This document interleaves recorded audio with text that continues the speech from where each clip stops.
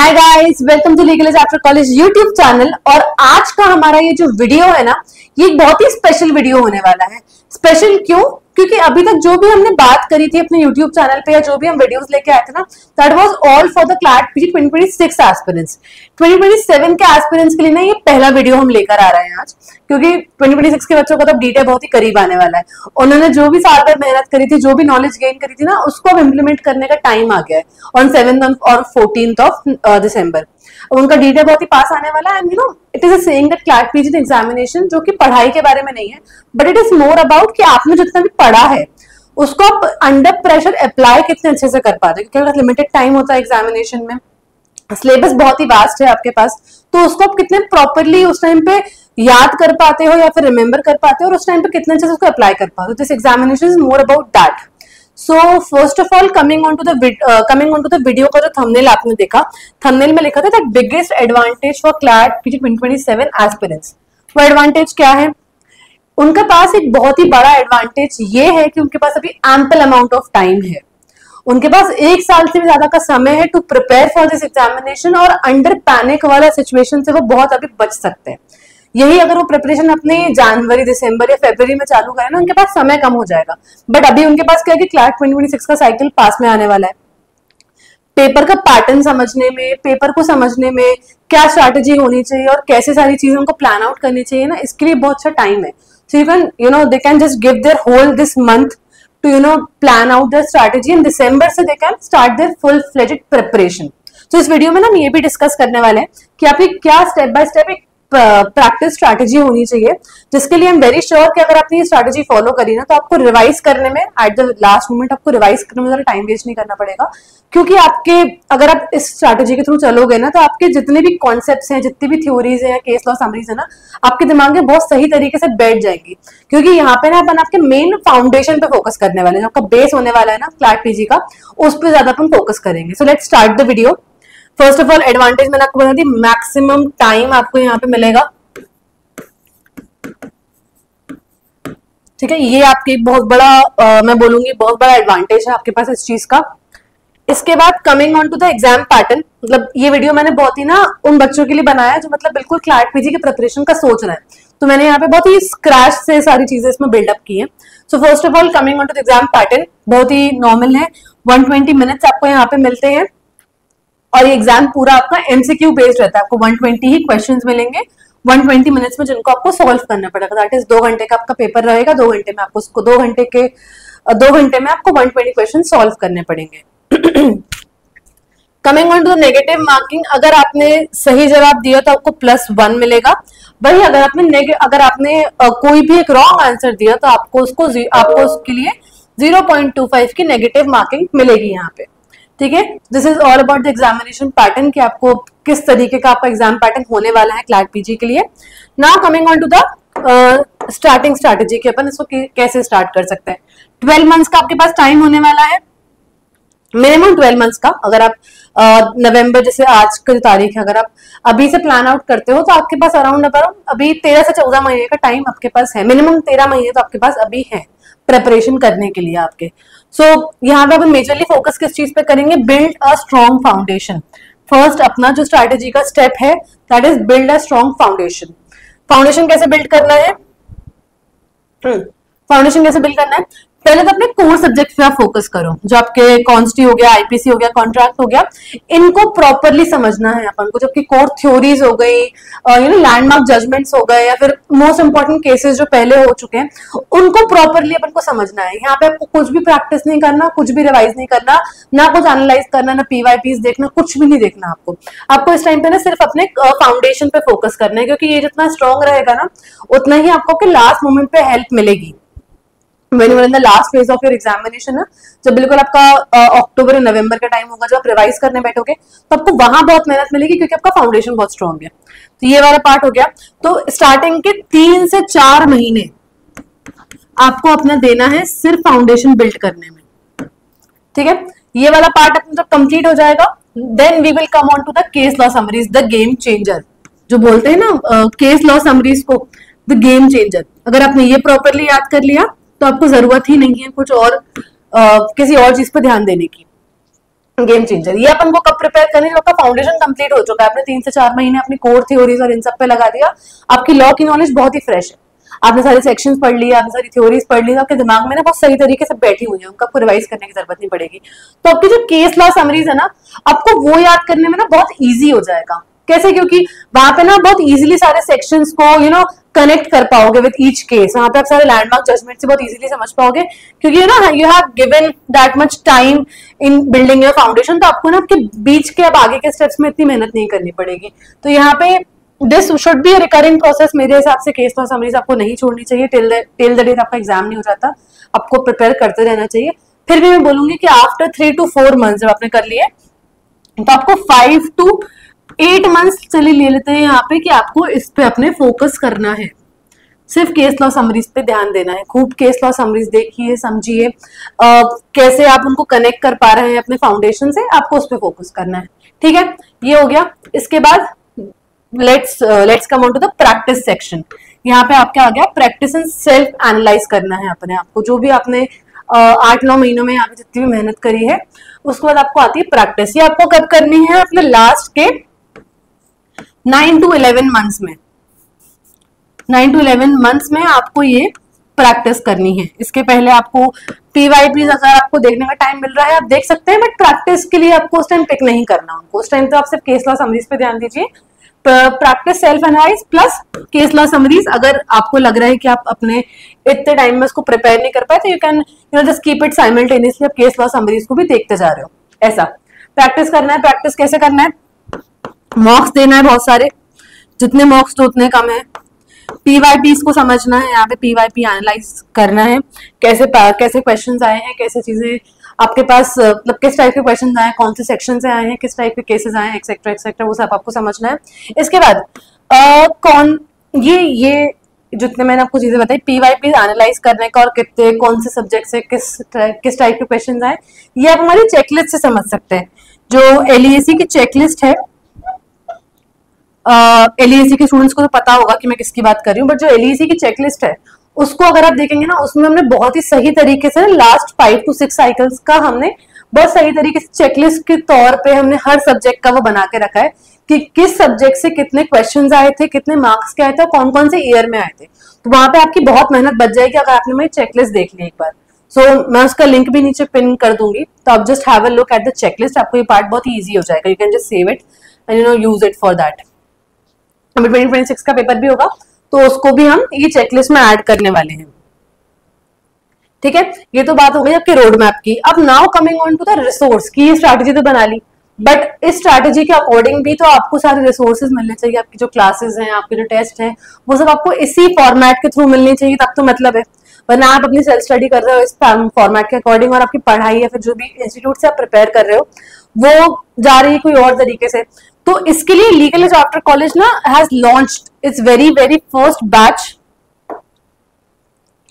For CLAT PG 2027 batch हमारा लेकर आ रहे हैं हम यहाँ पे, जो कि स्टार्ट होगा 22 दिसंबर से, अभी से नहीं, 22 दिसंबर से ये आपका बैच शुरू होने वाला है फॉर क्लैट पीजी 2027 के लिए। CLAT PG, elite PG both, ये दोनों बैच आपका कॉमन रहने वाला है। इसमें आपको मिलेगा क्या क्या? पहली चीज तो आपको लाइव एंड रिकॉर्डेड क्लासेस मिलेंगी यहाँ पे, 500+ आवर्स की आपकी लाइव क्लासेस रहती हैं यहाँ पे। ठीक है, 360 डिग्री प्रेप। क्यों? क्योंकि यहाँ पे जो मैंने आपको लास्ट वो दिखाया था, फाउंडेशन से लेके आपका केस लॉ समरी से लेके आपका प्रैक्टिस, ये तीनों ही पार्ट आपका यहाँ पे कवर हो जाएगा from F to CS to practice. Foundation से लेके केस समरी से लेके प्रैक्टिस, ये पूरा ही पार्ट आपका यहाँ पे 360 डिग्री प्रेप हम जो करवाएंगे आपको इस बैच में, वो आपको पूरा का पूरा यहाँ पे मिलने वाला है। Third and the most requested and the most loved feature of LEAC, the mentorship session, जो कि आप बुक कर सकते हैं हमारी फैकल्टी से डायरेक्टली। फैकल्टी मेंटरशिप आपको यहाँ पे मिलती है, जो आप हमारी फैकल्टी से डायरेक्टली बुक कर सकते हो अगर आप हमारे इस बैच में एनरोल कर सकते हो एट योर डिजायर्ड टाइम। जितना भी आपको मेंटरशिप चाहिए for your strategy, for your time table, for your any doubt you have in your class. अगर आपने एक दिन पहले कोई फैकल्टी से कोई क्लास पढ़ी है और अगले ही दिन आपको उसके लिए डाउट है, तो आप वो भी सारी चीजें इस मेंटरशिप में पूछ सकते हो। Mentorship slot generally varies from 45 to 1 घंटे का स्लॉट आपको मिलता है एक फैकल्टी के साथ, and you can book n number of mentorships during the course of your batch. ठीक है। प्रोग्रेसिव टेस्टिंग कैसे, क्योंकि यहाँ पे आपको मिलेंगे 50 मॉक्स, 50 बोलते हैं, 50 से ज्यादा ही मॉक्स मिल जाते हैं, दो चार मॉक्स बढ़ ही जाते हैं। तो 50 प्लस मॉक्स आपको मिलेंगे किसके लिए, आपके क्लैट और एलिट पीजी के लिए, जो कि क्लैट एलिट पीजी पैटर्न पे ही बेस्ड रहेंगे, तो वो सारे ही मॉक्स आपको यहाँ पे मिलेंगे। I'm so sorry, I'm just having a bad throat. इसके अलावा आपको मिलेगा परफॉर्मेंस एनालिसिस। अगर आपने जो भी मॉक दिया है, जो भी आपने टेस्ट दिया है, उसका एक पूरा स्टैटिस्टिकली ना आपको एक प्रॉपर पूरा ग्राफ के तौर पे दिखाया जाएगा कि आपके फर्स्ट मॉक से लेके आपका जो करंट मॉक है उसमें आपने कितनी ग्रोथ करी है, क्योंकि मॉक का भी जो बोलते हैं ना एलओडी, जो लेवल ऑफ डिफिकल्टी है वो वेरी करता रहता है, from easy to difficult to medium, हम उस टाइप के मॉक देते हैं। तो आप कौन से टाइप के मॉक पे कहाँ स्टैंड कर रहे हो वो भी सब आपको बताया जाएगा थ्रू आउट परफॉर्मेंस एनालिसिस। आपके डैशबोर्ड पे ही आपको ये दिखेगा। Once you clear the mock, आपको रिपोर्ट, सोल्यूशन सब कुछ वहां पे मिलेगा और उससे आप देख सकते हो कि where you stand amongst all the students who are giving this examination that year. इसके बाद another most important feature, rank का स्टडी मटेरियल। स्टडी मटेरियल ढूंढना इस एग्जाम के लिए क्लैट पीजी में बहुत ही टाइम कंज्यूमिंग होता है, और उसके अलावा फिर जब सेल्फ प्रिपेयर कर रहे हो, जहां से भी आप पढ़ रहे हो, वो उस पैटर्न से मैच हो रहा है कि नहीं हो रहा, आपने कुछ और शुरू करा, आपके स्टडी मटेरियल में कुछ और आ रहा है, तो वो एक गैप ब्रिज करने के लिए हम इस बैच में आपको स्टडी मटेरियल फ्री में ही प्रोवाइड करते हैं। जो हमारे 10,000 रुपीज का स्टडी मटेरियल का पूरा सेट है, ये आपके डोर स्टेप पे आपको डिलीवर होगा, एज वेल एज आपकी ई बुक फॉर्मेट में भी आपको बैच में आपके मिलेगा फॉर फ्री ऑफ कॉस्ट, अगर आप इस बैच में एनरोल करते हो तो। जैसे आप एनरोल करोगे, डिलीवरी टीम आपको कॉल करेगी, आपकी डिटेल्स वगैरह वेरीफाई करेगी, और विद इन 1 वीक आपको ये स्टडी मटेरियल आपके डोर स्टेप पे मिल जाएगा। और आपके बैच पे भी आपके सॉफ्ट कॉपी फॉर्मेट में रहेगा, इन द सेम फॉर्मेट जिस फॉर्मेट में आपको हार्ड कॉपी मिल रहा है। ठीक है, तो ये तो हो गई बैच की बारी। ये बैच चालू कब से हो रहा है हमारा, 22 दिसंबर, मंडे से ये बैच हमारा स्टार्ट हो रहा है। इसके रजिस्ट्रेशन ओपन हो चुके हैं ऑलरेडी, तो आप एक अर्ली बर्ड डिस्काउंट भी अवेल कर सकते हैं। अगर आप अभी इस मंथ के एंड तक यहाँ पे एनरोल करते हैं, अगर आप 30 नवंबर तक एनरोल करते हैं, तो आपको इसमें अर्ली बर्ड डिस्काउंट मिल जाएगा। एंड प्लस अगर आप हमारे यूट्यूब के थ्रू जाते हैं तो आपको 10% का डिस्काउंट थ्रू द कोड जो आपको स्ट्रिप पे दिख रहा होगा नीचे, वो कोड से भी आप अवेल कर सकते हो 10% का डिस्काउंट। तो this is all about the batch जो लीगल एज आपके आफ्टर कॉलेज आपके लिए लेकर आ रहा है, या जो भी उनकी पहल थी फॉर 2027 प्रिपरेशन। ठीक है, ये तो हो गई बैच की बात। Now coming on to the another very good news for all the aspirants, appear for all India scholarship and admission test. Batch के बारे में इंफॉर्मेशन दे दी, अब डिस्काउंट के बारे में आ जाते हैं कि बैच की जो प्राइस है उसमें अगर आप चाहते हैं कि आपको एक मैसिव डिस्काउंट मिल जाए with the early bird discount जो मैंने आपको बताया कि अगर आप 30 नवंबर तक एनरोल करते हैं, उसके अलावा भी अगर आपको और डिस्काउंट चाहिए तो enrol in our all India scholarship test, जो कि होने वाला है इस संडे को फ्रॉम 12 PM टू 10 PM। इतना लंबा टेस्ट नहीं होगा, सिर्फ 1 घंटे का टेस्ट होगा, बट टेस्ट विंडो जो है आपकी वो 12 बजे से लेकर रात में 10 बजे तक खुली रहेगी। आपको सिर्फ 1 घंटे ये टेस्ट अटेम्प्ट करना है, और इसमें लिटरली अप टू 100% स्कॉलरशिप मिल सकती है आपको। अगर आपने उतना स्कोर किया तो आप 100% स्कॉलरशिप बैच आप पूरा फ्री में लेके जा सकते हैं। And it would be on all LEC courses, not only just on CLAT LLM वाला ही जो मैंने आपको बैच बताया इसके लिए, but on all the courses we have across LEC, चाहे वो किसी का भी बैच हो, कोई भी टेस्ट सीरीज हो, कुछ भी हो, आप सब पे 100% स्कॉलरशिप अवेल कर सकते हैं if you score that much. ठीक है, सो ये आप अवेल कर सकते हैं। यहाँ पे आप 100% स्कॉलरशिप आपकी हो गई। संडे को ये टेस्ट होने वाला है, डू अटेम्प्ट इट, एंड इसके लिए इसका जो रिजल्ट आएगा नेक्स्ट डे हमारी टीम आपको कॉल करके आपको हेल्प करेगी इनरोल करने में। ठीक है, सो जस्ट कुछ tips and techniques before ending this video 2027 aspirants के लिए, ताकि वो ऑब्वियसली उसका एक वो माइंडसेट बना के चले, वो उस चीज को चेंज नहीं करें बिल्कुल भी। Don't rely on 1 line summaries. आपके पास टाइम बहुत है। 2027 एस्पिरेंट्स जो हमारे वीडियो का टाइटल है, एडवांटेज, आपके पास टाइम बहुत है, तो don't use any shortcuts for this as of now. जितना हो सकता है अभी डेप्थ में आप पढ़ो ये सारी चीजें। ये सब चीजें उन बच्चों के लिए होती है जिन्होंने प्रिपरेशन बहुत लेट शुरू करी है अपनी, तो उनके लिए होती है कि 1 लाइनर समरीज पे आप रिलाई करो। आई वुड सजेस्ट कि जितना हो आप डीप डाइव करके केसेस को पढ़ो, उतना आपके लिए अच्छा रहेगा। हाँ, सो अपन ने डिस्कस किया कि आपको केस लॉस पे रिलाई नहीं करना है। सेकेंड पॉइंट ये कि हमको समझना है कि जजमेंट दिया गया है उस केस के बारे में, सिर्फ एक केस का नाम याद करने से नहीं होगा। जैसे कि मैंने यहाँ पे लिखा ना कि it's not just about knowing the case name, but उस केस में था क्या, कि इसने इससे लड़ाई करी तो ठीक है, बट उस चीज में वो जजमेंट दिया क्यों गया, कौन से प्रीवियस केसेस को देख के या फिर कौन से लॉ या कौन से सेक्शन को देख के वो जजमेंट दिया गया है, वो समझना बहुत जरूरी है in each and every case which you read during the CLAT PG preparation. और केस लॉ समरीज भी जब हम आपको यहाँ पे हमारे बैच में देंगे ना, वो मेजरली इन्हीं सब चीजों के बारे में है कि जितने लेंदी जजमेंट्स होते हैं, अगर पूरा पढ़ने बैठोगे आपका बहुत टाइम वेस्ट होगा। हालांकि आपके पास टाइम बहुत है, बट फिर भी जो चीज आपके पास शॉर्ट में प्रिपेयर हो सकती है, एलईसी ने वो आपको दी है। केस लॉ समरीज ना बहुत ही शॉर्ट फॉर्मेट में लेंदी जजमेंट्स को बहुत ही डीपली समझ के विद द रेलेवेंट इन्फॉर्मेशन वो आपको यहाँ पे दी गई है केस लॉ समरीज सारी। So you don't have to go to any other resource या फिर आपको कहीं और से केस लॉ समरीज समझने की या पढ़ने की जरूरत नहीं है। ठीक है, इन 3 पॉइंट्स के अलावा आई वुड सजेस्ट कि व्हाइल रिमेम्बरिंग एनी केस, जो जनरली मैंने टॉपर्स को दिया है और टॉपर्स ने ये चीज अप्लाई भी की है, इज वन की जब भी आप कोई केस या कुछ ऐसा कुछ याद कर रहे हो ना, just create a keyword in your mind for that. For example आपने कोई आर्टिकल पढ़ा है, कोई भी सेक्शन पढ़ा, तो उसको कोई चीज से ना रिलेट करो विद योर पर्सनल लाइफ हो गया या फिर कोई भी आपका एक फनी इंसिडेंट हो गया, एनीथिंग विच जिससे आप उसको कनेक्ट कर सकते हो।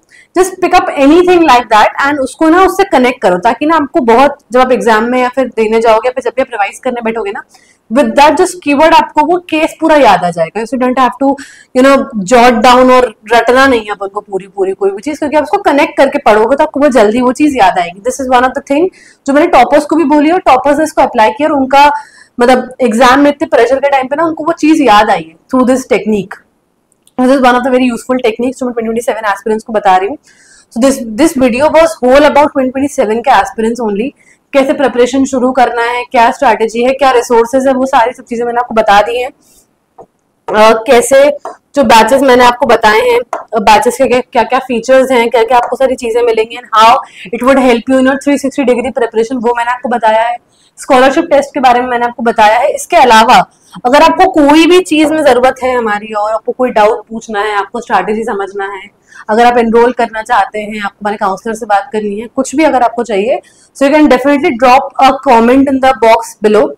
आप वो चीज तो कर ही सकते हैं। इसके अलावा अगर आपको 1-on-1 गाइडेंस चाहिए तो just call on this number. मैं आपको हमारा IVR नंबर यहाँ पे बता रही हूँ, 6363286363।